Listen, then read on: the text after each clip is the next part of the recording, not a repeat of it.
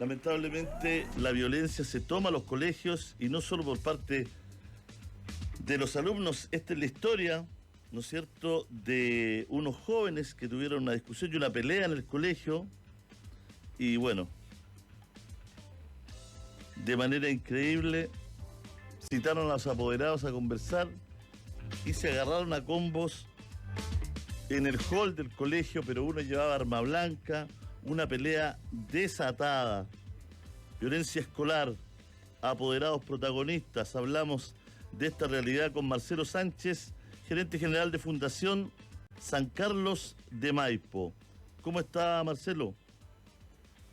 Hola, Julio César, ¿qué tal? Bueno, es lamentable todo lo que está pasando, pero yo creo que es muy importante que lo hagamos visible, porque acá muchas veces se pone el foco en los niños, y lo que está detrás son básicamente las consecuencias de un entorno que está cada día más violento. La violencia en el colegio a veces la manifestación, y creo que es una buena conversación que podemos dar ahora, la manifestación también de lo que los jóvenes, los niños ven en sus hogares, en sus casas, en sus calles, en sus poblaciones, en el medio que los rodea, ¿no? Exactamente. Si acá el tema es que los niños se mueven en tres ámbitos fundamentales: la familia, la escuela y la comunidad. ¿Y qué es lo que estamos viendo en la familia? Y esto no es reciente, esto es de hace mucho tiempo, pero ya la segunda ELPI nos da cuenta que 6 de cada 10 niños entre 5 y 12 años son víctimas de violencia de sus padres. Y 1 de cada 3 no considera, por ejemplo, que la violencia psicológica sea algún tipo de violencia. Y cerca de la mitad, el 47%, consideraba también que la violencia física, es decir, el castigo físico, era efectivo. Cuando uno mira, por ejemplo, también las estadísticas en la escuela, va viendo que después de la pandemia aumentó en más de un 40% los problemas de convivencia escolar. Y hoy día, pese a que las denuncias se han ido estabilizando, ya tenemos las segundas cifras de denuncias más altas del año 2023 en una década, con más de 4.500 denuncias. Tienes una tasa de ciberacoso de alrededor del 20%. Y cuando te vas a la comunidad, empiezas a ver que 1 de cada 2 niños, según la encuesta CACEN del año 22, han presenciado balacera o han estado en medio de una balacera. Entonces, tú ves cómo todos los espacios protectores de la niñez están siendo erosionados en la familia, en la escuela y en la comunidad. Y las respuestas que vemos frente a esto son situaciones como las que hemos observado estos últimos días, donde hay padres que están violentos, donde hay niños que reaccionan violentamente, donde no hay una forma adecuada de resolver los conflictos y donde finalmente faltan recursos para poder fortalecer adecuadamente los tres ámbitos, tanto la familia como la escuela como la comunidad. Bueno, fíjate que aquí me escribe un apoderado de un colegio cercano y me dice que lamentablemente los colegios tampoco han creado las instancias de conversación masiva. Se hace la pura reunión de apoderados, que es casi un trámite y un cacho. Que hay pocas instancias de crear realmente una comunidad alrededor y dentro del colegio.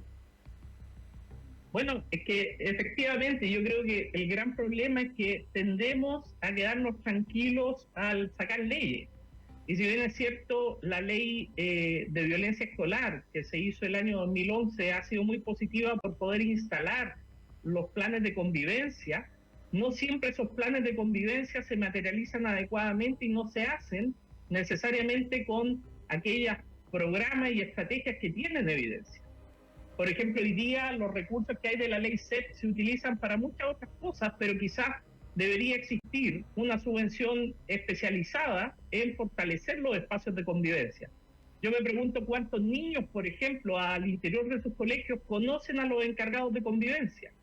Cómo, por ejemplo, los que son testigos de bullying pueden acercarse a ellos adecuadamente, cómo tener mecanismos de comunicación, cómo se entrenan a los padres apoyando en labores de crianza, por ejemplo, para que sean aliados cercanos al colegio. Yo creo que todos esos elementos hoy día están al debe, porque la ley exige protocolos, la ley exige que existan encargados de convivencia, pero resulta que los planes de convivencia tienen que materializarse y hay que entrenar y hay que acercar a los padres desde el ámbito de las distintas realidades que tienen los padres. Hay muchos padres que nunca han recibido ningún apoyo en materia de crianza. Hay padres que han tenido que lidiar solos con la crianza de los niños sin redes, por ejemplo. Que no saben cuáles son las prácticas adecuadas, por ejemplo, para que los hijos no se relacionen con pares negativos, o no consuman alcohol y otra droga, o no falten al colegio. Entonces, los padres y cuidadores están muy solos y hoy están emergiendo factores de riesgo cada vez más violentos, cada vez más fuertes, donde incluso la delincuencia ha ido erosionando los espacios protectores de la niñez y ha ido también involucrando a niños en trayectorias delictivas y violentas. Entonces, está empezando a llegar la droga, ha llegado la droga a la sala de clase, ha llegado la TUSI, han llegado drogas que son de bajo costo y alto poder alucinógeno, por ejemplo, con acceso a los niños. Entonces, tenemos factores de riesgo que están cada día más potentes. Los problemas de salud mental son permanentes e incluso crecientes, especialmente después de la pandemia. Tenemos más de 14.000 niños en lista de espera en materia de salud mental. Por lo tanto, la forma de poder hacerle frente a esto es con una agenda temprana de prevención social que fortalezca los espacios de las familias, de la escuela y de la comunidad y lo haga con una oferta con evidencia, con resultados, con buena pedagogía, con buena capacidad de generar esta articulación que se requiere entre la familia y los profesores. Bueno, estamos años luz de eso en algunas comunidades escolares, ¿no? Hay que hacer un trabajo que ni siquiera me imagino cómo puede ser, la verdad, no veo tan distante lo que tú comentas, lo que tú dices, con lo que se hace, y también lo veo una cuestión cultural, ¿ah? De repente no es solamente un tema del colegio, sino que los padres están en esto de trabajar, horarios extenuantes, salidas muy temprano, llegadas tarde. Es un tema también ese. No, por supuesto, y yo creo que aquí las políticas de cuidado y lo que se quiere implementar en muchas de esas materias no deben olvidar el rol que cumplen los padres y cuidadores. Acá es muy necesario fomentar la buena comunicación, el monitoreo parental, tener buenas prácticas al interior de la familia. Y eso se logra de alguna forma si nosotros tenemos una oferta cercana a las familias, si podemos ayudar a los papás con buenos programas que tengan evidencia. En muchas partes del mundo se trabajan los programas de parentalidad. Hay estudios significativos, por ejemplo, del Nobel de Economía James Heckman, que da cuenta cómo las familias que se forman en parentalidad, en apoyo a la crianza, incluso tienen mejores desempeños económicos en el largo plazo, teniendo mayores ingresos autónomos que las que no. Entonces, es una decisión eficiente y efectiva desde el punto de vista de las políticas públicas, pero se requiere tener una agenda temprana de prevención social cercana a los padres, cercana a los cuidadores. Eso es lo que debiera estar instalando hoy día las oficinas locales de la niñez en el sistema de protección integral a la niñez. Deberíamos tener una oferta disponible para las familias, porque en la medida que tú trabajas con las familias, el trabajo en las escuelas se hace mucho más al unísono. Podemos trabajar con los programas de convivencia, pero siempre requerimos que los padres estén involucrados, que los padres cambien las malas prácticas violentas también, que los padres aprendan también a solucionar sus conflictos de manera positiva. Los padres son el referente más importante para los niños hasta antes de los 14 años. Ahí se juega toda esta relación y esta conducta más prosocial. Después de los 14 años los niños buscan la relación con sus pares y se empiezan a alejar de la relación con los padres. Por lo tanto, durante la primera infancia es fundamental fortalecer el vínculo parental a través de buenas prácticas de crianza. Pero para eso, el Estado tiene que llegar con la oferta adecuada en la calidad y en la cantidad necesaria a través de estas organizaciones como son las oficinas locales de la niñez, que esperamos que se implementen adecuadamente con estas herramientas y estas baterías. Así es. A ver, hay un tema que es lo que nos convoca a que llegaron los apoderados, ¿no es cierto?, a pelear con los niños. Hay muchas veces que los niños no pueden salir de esta violencia, como decíamos al principio, que ven en las casas, en las poblaciones, en todo. tampoco las escuelas pueden ser una burbuja, ¿no es cierto? Hemos hablado muchas veces de la educación emocional en este programa.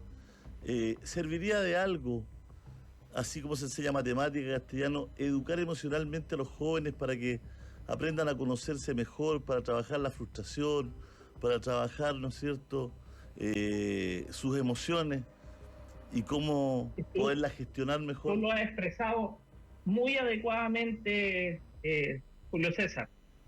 La convivencia se aprende como se aprende a fumar. Y esto tiene que hacerse de manera temprana. Fíjate que nosotros tenemos un programa que es desarrollado por el Charles Institute en Estados Unidos, que se llama ICPS, I Can Problem Solve, y que trabaja con los preescolares, con los niños más chiquititos, y les enseña a sentir, a regular sus emociones, a aprender a solucionar los conflictos de una manera sana, empática con los niños. Y se hace desde los niveles preescolares. Entonces, yo siento de que ahí hay una tremenda oportunidad. También el Nobel de Economía, James Heckman, hablaba de que la educación inicial es donde teníamos el mayor retorno social. Si nosotros movemos recursos para poder implementar programas de habilidades socioemocionales de la manera más temprana, vamos a tener un impacto decidido en la reducción del acoso escolar, en la reducción del bullying, la reducción de la violencia, pero también, como lo hemos observado nosotros en los estudios que hemos hecho, también en un mejor desempeño académico. Por ejemplo, cuando tú trabajas las habilidades socioemocionales en los niveles preescolares, el desempeño académico, dado la plasticidad cerebral, aumenta la capacidad y la flexibilidad cerebral de los niños y por lo tanto mejora su desempeño en lenguaje, mejora su desempeño en matemática, precisamente también porque empiezan a tener una mejor convivencia y los problemas y los conflictos ya no están en el aula y por lo tanto se predisponen mucho mejor para el aprendizaje. Entonces, la educación socioemocional es fundamental y es habilitante para el desempeño escolar. Y el desempeño escolar, a su vez, es el principal factor para evitar la deserción escolar, la exclusión educativa. Y la exclusión educativa, a su vez, es la puerta de entrada a la mayor cantidad de vulneraciones de derechos de los niños. Por lo tanto, para evitar la exclusión educativa, tenemos también que invertir en habilidades socioemocionales. Para disminuir la violencia, tenemos que invertir en habilidades socioemocionales. Y para fortalecer el trabajo con la escuela, los padres y cuidadores deben estar entrenados y para ello es importante tener dispositivos de apoyo a la crianza. Pero hay que darle carne a los planes de convivencia. No basta con hablar de la convivencia. Se tiene que practicar, se tiene que modelar, se tiene que monitorear, se tiene que hacer seguimiento para que las trayectorias de vida vayan cambiando.